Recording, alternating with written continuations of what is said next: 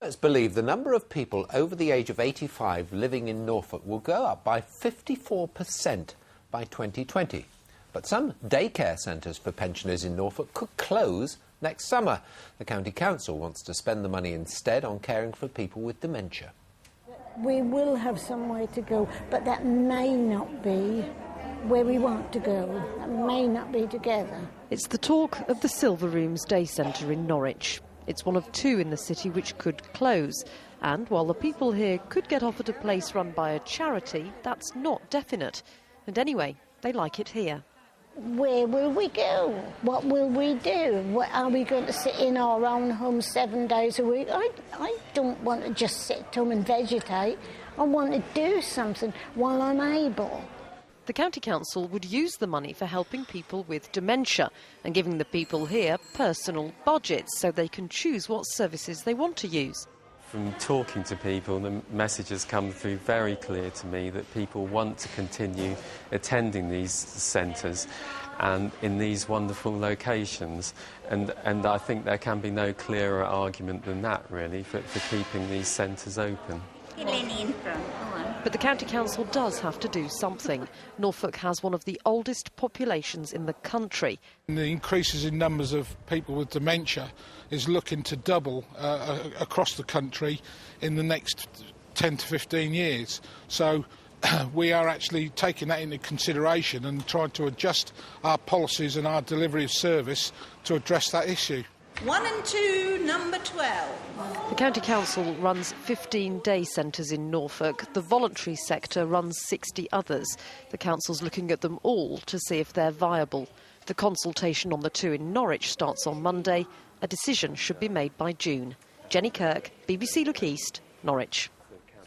Services for children in Essex have been branded as poor in a new report. The County Council is one of 9 local authorities in England criticised by the watchdog Ofsted. A strike at Christmas by train drivers at First Capital Connect could be off. ASLEF is recommending that more than 500 drivers accept a revised pay offer. A pair of slippers that belonged to the last Maharaja of the Punjab sold for £18,000 at auction today. An embroidered jacket failed to reach its reserve. Duleep Singh was exiled to Suffolk in the 19th century, where he lived the life of a country gentleman on the Elvedon estate near Thetford. The ceremonial embroidered jacket should have made big money today. And I'd like to start this one at 150 this time, starting here at 150. But no one was prepared to take it above the estimated £60,000 reserve. A colourful garment, just like its owner. Duleep Singh was the youngest son of the ruler of the Punjab region, but in 1843 the prince found himself as sovereign and a hindrance to the British Raj. He was effectively exiled to Britain, where he settled at Elvedon and took to country life with great gusto. He was a great character, became very well known and spent a lot of money on society, and he actually died owing a great deal of money, so his house, Elvedon, was sold to the Guinness family after his death, complete with the contents. Elvedon is now a place of pilgrimage for Sikhs across the world, but it will always be linked with the playboy prince. After losing his fortune, Duleep Singh died of a stroke in a Paris hotel room in 1893. He was just 55. His body was brought back to Elvedon churchyard and lays buried beside his wife and son. Carol Bundock, BBC Look East.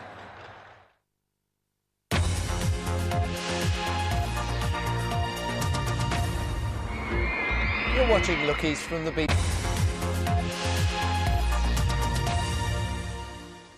Now, a very big night for Kettering Town last night, wasn't it? Yes, and a 0-0 draw for Ipswich and Peterborough. Here with the details of the sport, Mike Liggins. Thank you very much indeed. Hello.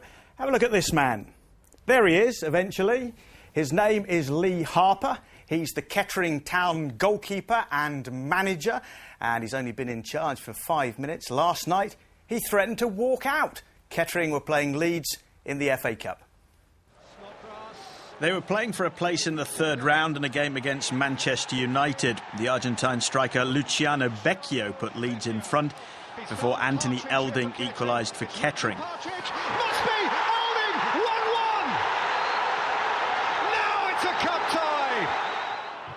That meant extra time, and for a while, Kettering stayed in it. But when Mike Grella scored, it all went Pete Tong for the Poppies. It didn't just rain, it poured.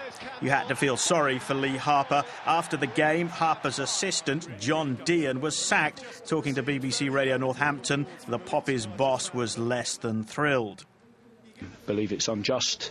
I need the job. I want the opportunity to do the job. I hope that, maybe on reflection, things might be different, but I'm a very sad man, to be honest with you. Very, very sad. No word from Harper today, but Kettering can hold their heads up close to a game against Manchester United, but not quite close enough. Bad luck for Kettering. Well done, Luton. They beat Rotherham 3-0 and now play Southampton in the third round. Kings Lynn Football Club has gone out of business. The Unibond League side put an announcement on its website. The Linnets had failed to pay a big tax bill, but now the man who runs Kings Lynn Speedway says he wants to keep football going in the town. I'm not a fan of the Chelseas and the Arsenals and that sort of thing, where all the prima donnas are, but the rest of it I do enjoy. And I do believe that the football and the Speedway need each other badly. So, and I do believe it can be made into a good place to go for everybody. Now, fans of Ipswich Town and Peterborough might want to look away for a moment. This is the bottom of the championship table. Just don't mention the R word. Last night, Ipswich and Peterborough met. Both needed goals and a win. Both were disappointed. I know Ipswich Town finally kick-started their season at Cardiff, but wait. Over 19,000 fans braved a cold December night, hoping for some early Christmas cheer. Ipswich had 18 shots in total and failed to take any of them. But if it hadn't been for this push on Scott Griffiths, Stern John would have been the hero of the hour. This goal disallowed on his home debut just moments before the break. We felt it was a goal, and judging by the reactions of both teams and both sets of players, it was a goal. I think, again, the only person in the stadium who felt it was a foul was the referee, and he's the most important person. But Posh were close to grabbing all 3 points close to the end. No, I'm very happy with the performance. It was no holds barred, blood and thunder, plenty of challenges. A good game, I enjoyed it. I didn't feel in too much danger. There was a lot of balls going into our box, but we defended them fantastically well. And then we could have sneaked it at the end. 0-0 it ended, and a point apiece. Our region's 2 championship sides still remain in the relegation zone. Kate Riley, BBC Look East. And as they used to say in the old days, that's the sport. Can I say how nice it is to have you sitting at it's a pleasure to be here. Our newly polished table. Well, and I'm liking the furnishing. Yeah. It's very posh in here, isn't it? It is quite smart.